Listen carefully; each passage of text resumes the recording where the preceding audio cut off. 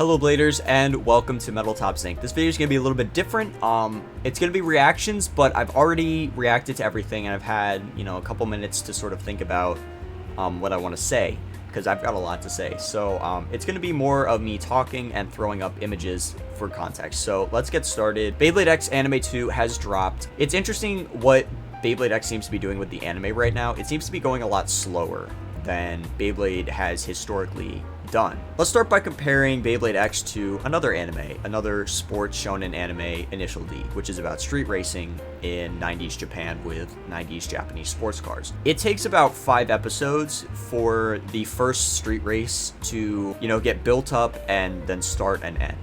I think that's something that we're seeing with Beyblade X, where it's going to take a little while for things to sort of hit their stride. We're getting a lot of exposition and introductory before it actually builds up, and before we see, more intense battles, more, training montages, more characters, and all that. Customizations, hopefully, I would imagine that's a big part of Beyblade, so I think customizations would be a very cool thing to do. Like, imagine if we saw, like Hell's Scythe 360F happen. With Bird and Comet experimenting would be cool, especially with Multi having multiple Beyblades. That opens up so many possibilities. But anyways, I think it's gonna be interesting to see how the anime evolves, because it looks like it's taking a different approach to Beyblade than previous animes. Because let's take a look at the first 2 episodes of Bakuden Shoot and Metal Fight and Burst.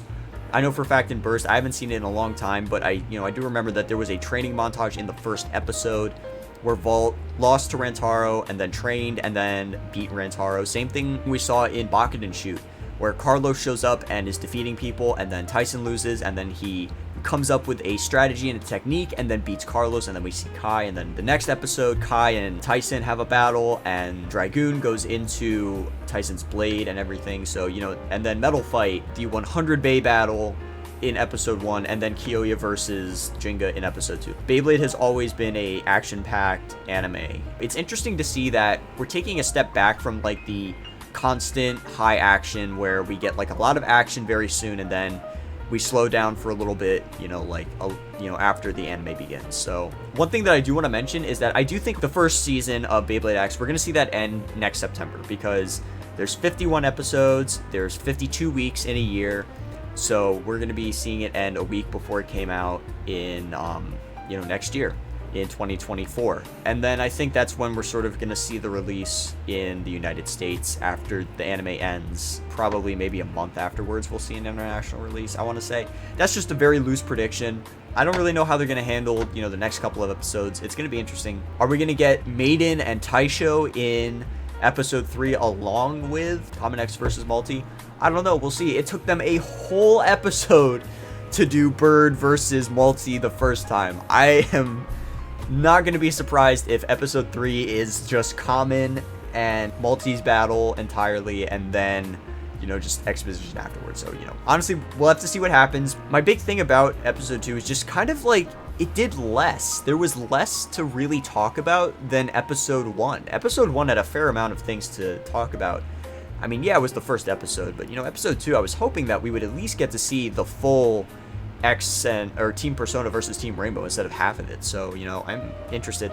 I think the one thing that I will say was very entertaining was Hell's Scythe falling off the launcher. I don't recall that being in the manga, and it was, it was kind of refreshing to see, because that is something that has happened in real life to me so many times in videos. Like, I'm recording, and then Beyblade falls off the launcher, and I have to take the other Beyblade out, or, just kind of rip it as fast as I can. So it's interesting to see that is something that made it into the anime. I wasn't expecting that. It's kind of interesting. It spices it up a bit. So anime episode 2, there's not really a lot that happens. So if you hate Multi, you're going to hate the episode, but I think Multi's cool, so I didn't mind the episode that much.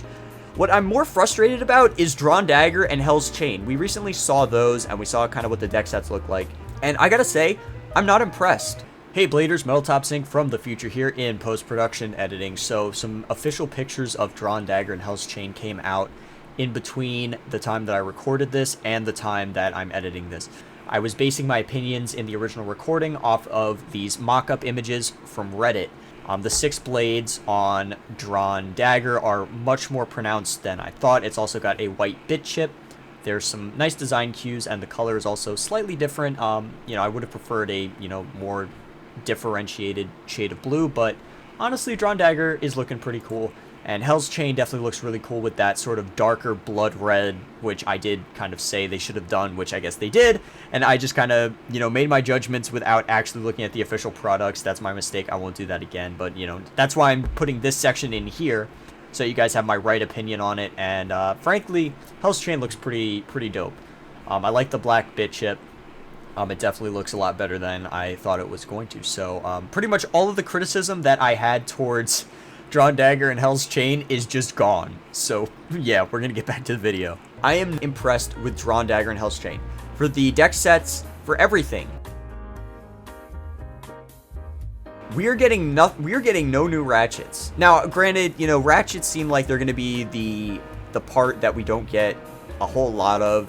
It's going to be a select few. We're not going to be seeing a ton of variation with it, which, it makes sense for Season 1. But, I mean, come on. Come on. No 40, no 50, no 170, nothing. Come on. Vary up the height. We've got 3 different numbers for blades on the ratchet. It's time for a new height. Please. It's time for a new height. In my opinion, Rhino Horn looks actually kind of interesting to me. It's the 3rd Zuganic Beyblade. So we're getting a new blade, we're getting a new bit, and those look pretty interesting. And it's interesting what they're doing with the bits, where it's sort of like everything has like a different size. So where Orb is the small version of Ball, Spike is the small version of Needle, which is pretty cool to see.